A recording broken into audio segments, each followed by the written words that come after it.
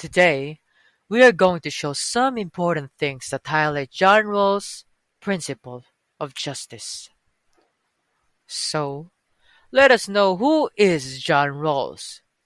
He was born in 1921 and died on 2002. He was an American political philosopher on the liberal tradition. He was recognized as one of the most important political philosophers of the 20th century. He was known for his work on 1971, which was entitled A Theory of Justice, where he lays out what a just society looks like.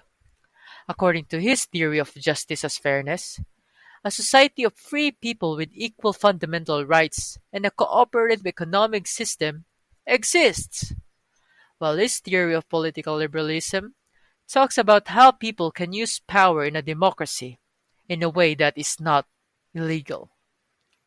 It also talks about how people can stay together even though they have different worldviews, because of free institutions.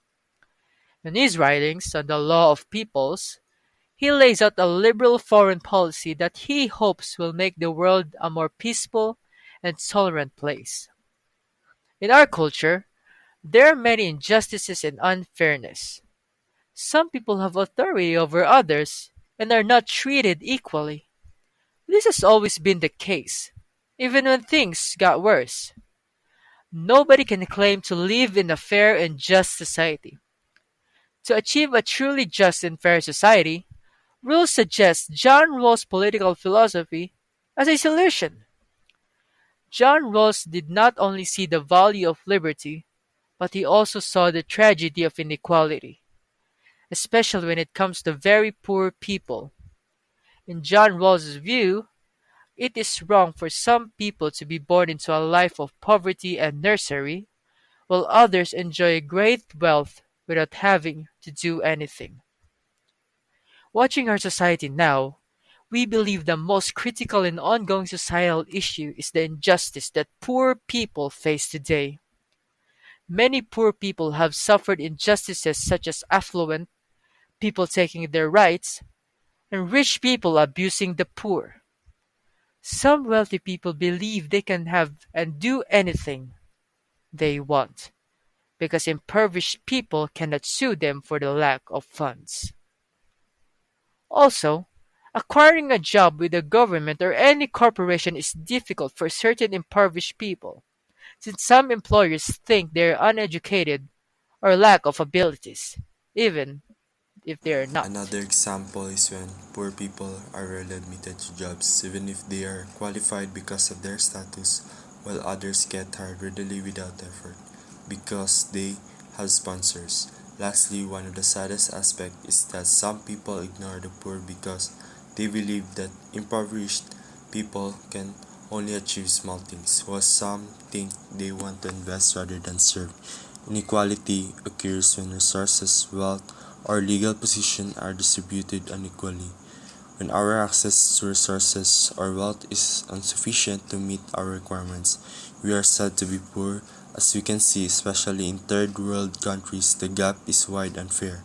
We live in a culture where fairness and equality are absent, although our legal system is never fair since it favors the wealthy in a country where even truth can be bought.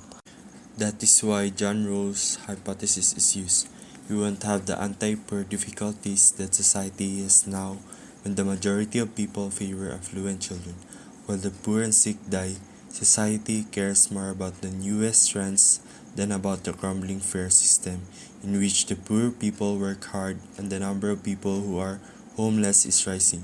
Because of how we think about fairness, it's a real shame how our society turned out, but limiting the wealth of rich won't help the poor, so that's not what we should think. Inequality creates the subject of rich-poor connections, which the war on poverty and the opportunity approach hide. The way the wealthy acquire wealth causes poverty, This is our society's unfortunate reality today. That's why we need John Rawls' theory.